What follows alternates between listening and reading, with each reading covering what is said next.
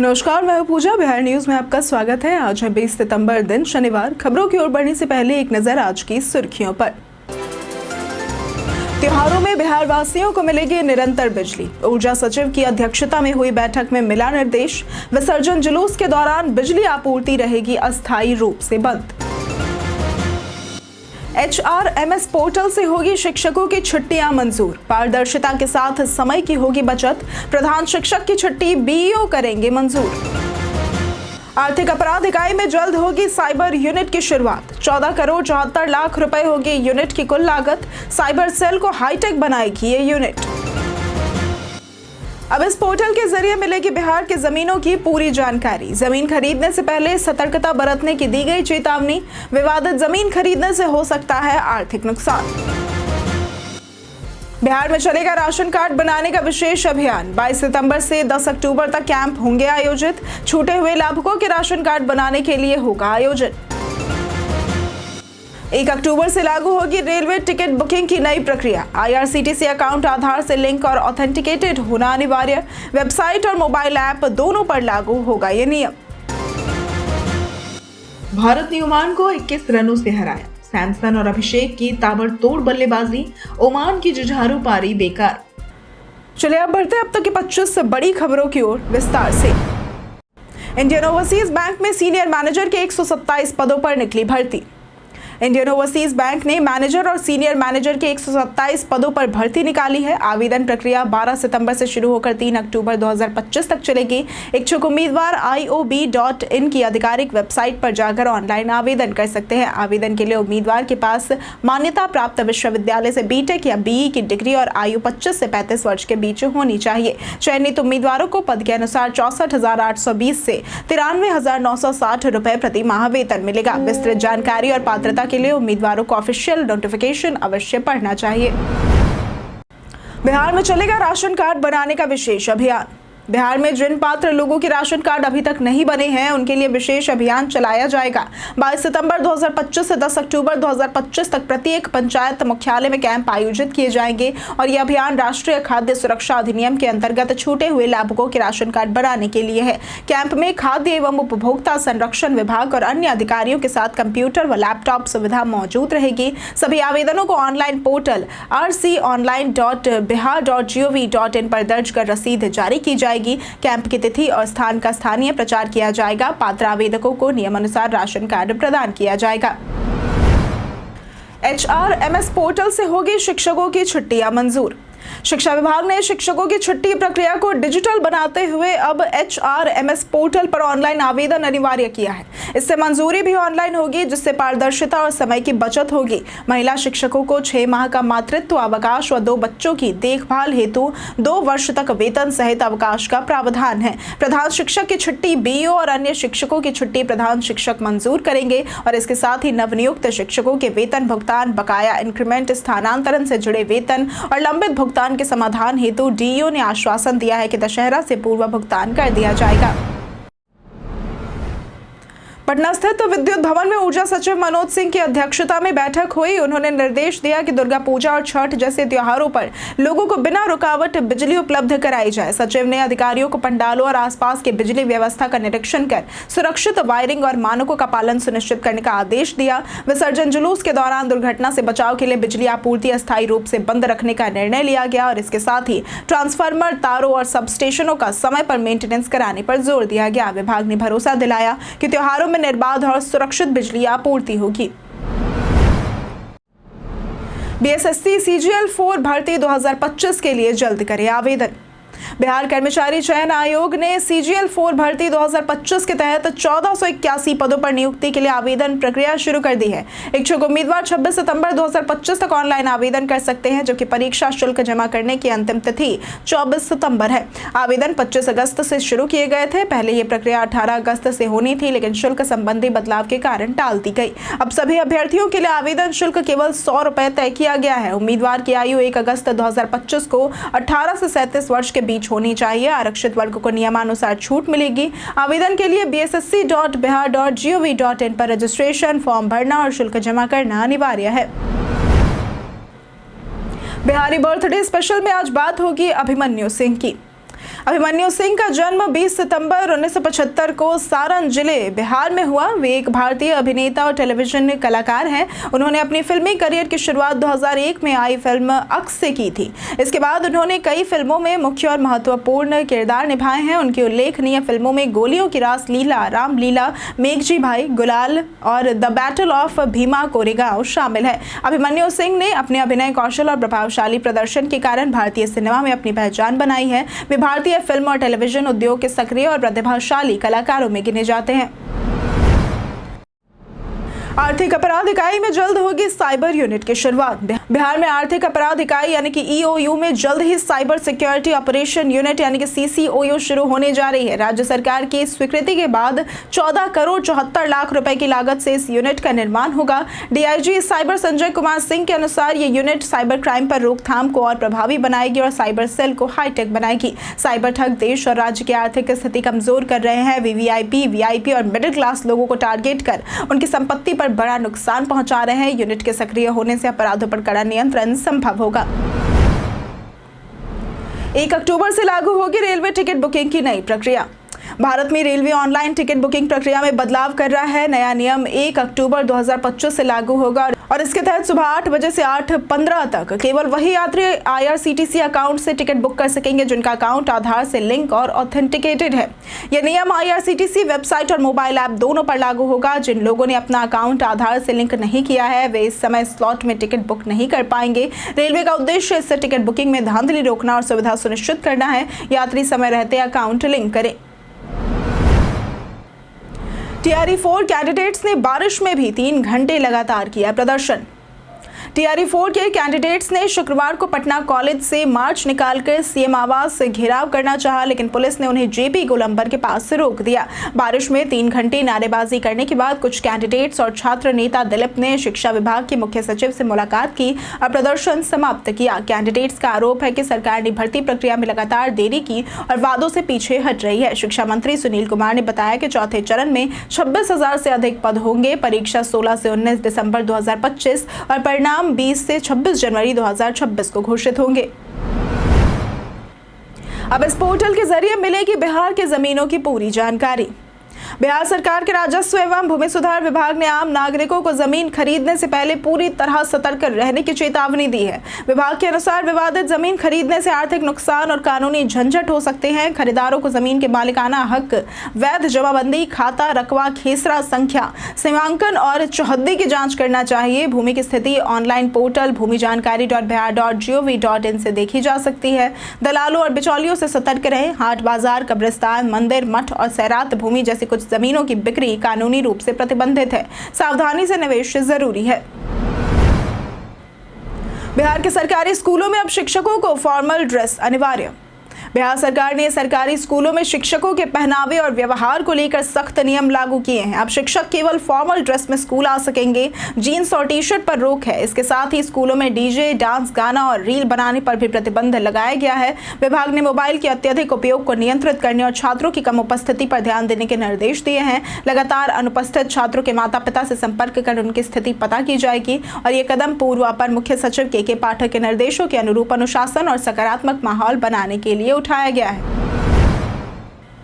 मनोज बाजपेयी ने बताई नीम करोली बाबा आश्रम में ध्यान करने की कहानी।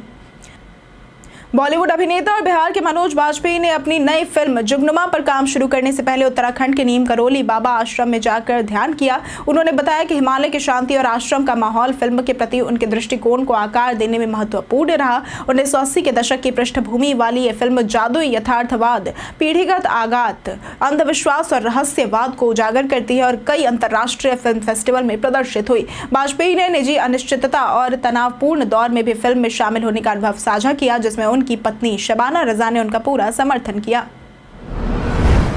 पीएफ ट्रांसफर प्रक्रिया होगी पूरी तरह से ऑनलाइन। कर्मचारी भविष्य निधि संगठन यानी कि ईपीएफओ ने अपने सदस्यों के लिए सेवाओं को सरल, सुरक्षित और पारदर्शी बनाने हेतु व्यापक सुधारों की घोषणा की है। अब सभी प्रमुख सेवाएं और पीएफ विवरण एक ही लॉगिन से उपलब्ध होंगे। प्रमुख सुधारों में पासबुक लाइट शामिल है, जिससे खाते का सारांश तुरंत देखा जा सकेगा। पीएफ ट्रांसफर पूरी तरह ऑनलाइन और त्वरित होगा। दावों के निपटान में तेजी लाने के लिए अनुमोदन संख्या घटाई गई और पदानुक्रम पुनर्गठित किया गया। ये बदलाव सेवाओं को तेज, भरोसेमंद और पारदर्शी बनाएंगे, डिजिटल इंडिया और ई गवर्नेंस को मजबूती देंगे।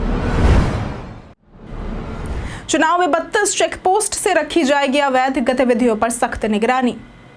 जिला प्रशासन ने चुनाव को निष्पक्ष और पारदर्शी बनाने के लिए कड़े इंतजाम किए हैं। डीएम डॉक्टर त्यागराजन एसएम ने बताया कि जिले में 32 चेक पोस्ट बनाए गए हैं, जो संवेदनशील सीमावर्ती इलाकों, नदी मार्गों और भीड़-भाड़ वाले क्षेत्रों में स्थापित है। चुनाव खर्च पर नजर रखने के लिए विशेष टीम और 20 एजेंसियां 24 घंटे सक्रिय रहेंगी। इनकी मदद से नकली करेंसी, अवैध शराब, नशे के सामान और अनधिकृत धन की आवाजाही रोकी जाएगी। जिले के 475 हॉटस्पॉट क्षेत्रों पर निगरानी शुरू हो चुकी है। प्रशासन का दावा है कि इस व्यवस्था से मतदाताओं का भरोसा मजबूत होगा। नेपाल से फरार कैदी बिहार में हुए गिरफ्तार।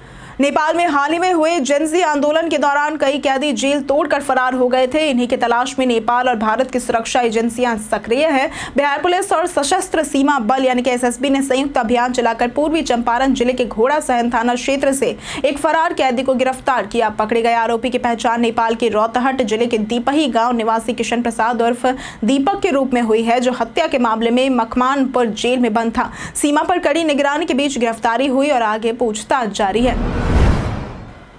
मुजफ्फरपुर जिले का बिजनेस हब के रूप में होगा तेजी से विकास। बिहार सरकार उद्योगों को बढ़ावा देने के लिए सक्रिय है और मुजफ्फरपुर तेजी से बिजनेस हब बन रहा है। बियाडा ने हाल ही में मोतीपुर में नमकीन यूनिट और दामोदरपुर में मिनरल वाटर यूनिट के लिए जमीन आवंटित की है। कुल निवेश लगभग 18 करोड़ रुपए का होगा। 2025 के पहले 9 महीनों में 27 यूनिट्स के लिए जमीन मिली है। जिले में रेडीमेड गारमेंट्स, कृषि उपकरण, फूड प्रोसेसिंग, बिस्किट, आटा, सर्जिकल टेप, एनिमल फीड और आईटी कंपनियों के लिए भी यूनिट्स स्थापित हो रही है। BIIPP 2025 के तहत जॉब क्रिएटिंग इंडस्ट्रीज को प्रोत्साहन मिलेगा। बिहार बोर्ड मैट्रिक पंजीयन की बढ़ी अंतिम तिथि। बिहार विद्यालय परीक्षा समिति ने मैट्रिक परीक्षा 2027 के लिए 9वीं कक्षा के विद्यार्थियों का पंजीयन 5 अक्टूबर तक बढ़ा दिया है। पहले यह तिथि 15 सितंबर थी। पंजीयन से पहले विद्यालय को निर्धारित शुल्क 3 अक्टूबर तक जमा करना होगा। शुल्क जमा करने वाले विद्यार्थी 5 अक्टूबर तक ऑनलाइन पंजीयन कर सकते हैं। फॉर्म भरते समय दी गई जानकारी सही होनी चाहिए और न्यूनतम आयु 14 वर्ष होनी अनिवार्य है। नियमित कोटि के लिए शुल्क 350 रुपए और स्वतंत्र कोटि के लिए 480 रुपए है। पंजीयन में समस्या होने पर हेल्पलाइन नंबर 9470247290 या 8146568498 पर संपर्क करें।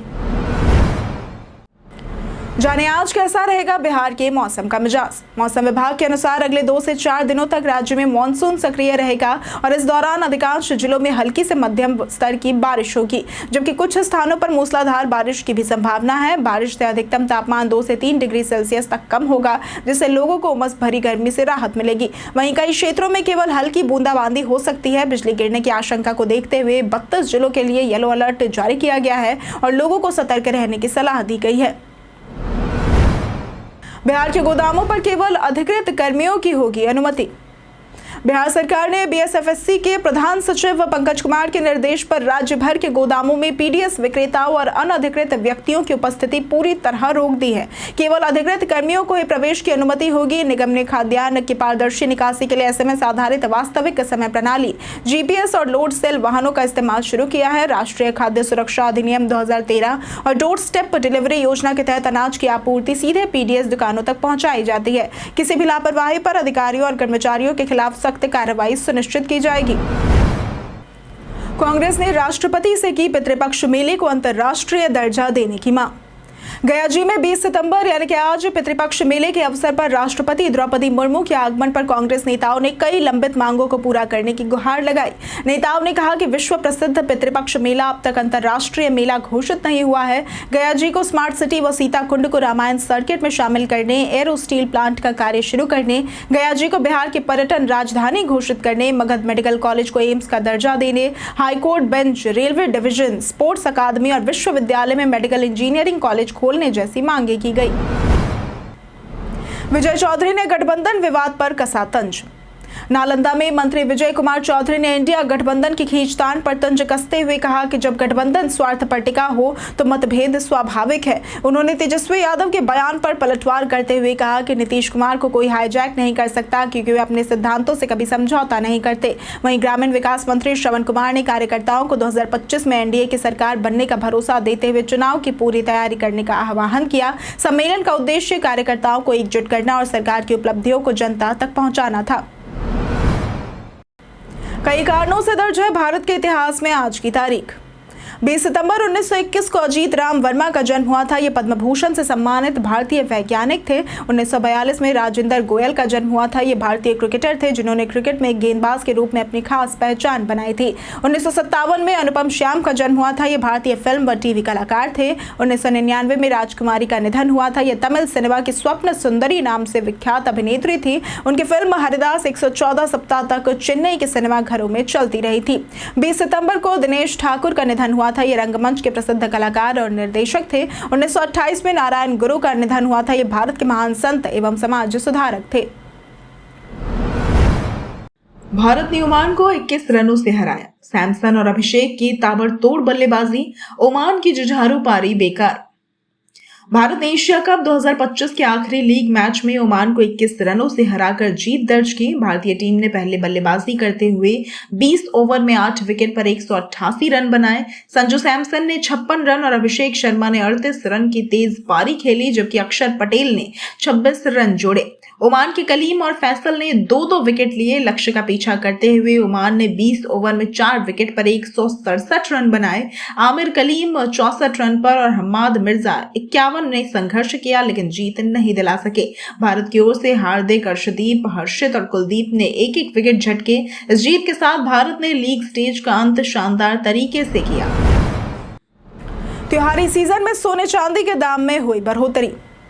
त्योहारी सीजन में सोने चांदी के दाम तेजी से बढ़ने से लोगों की जेब पर असर पड़ रहा है। धनतेरस और दिवाली पर इनकी खरीदारी शुभ मानी जाती है, लेकिन बढ़ते दामों से बाजार में सुस्ती दिख रही है। फिर भी एक्सपर्ट मानते हैं कि लोग हल्के वजन के आभूषण जरूर खरीदेंगे क्योंकि सोना चांदी हमेशा फायदे का सौदा माना जाता है। बीते दिन पटना में 24 कैरेट सोने के दाम में 1,10,200 रुपए प्रति 10 ग्राम और चांदी के दाम में 1,29,000 रुपए प्रति किलो रहा है।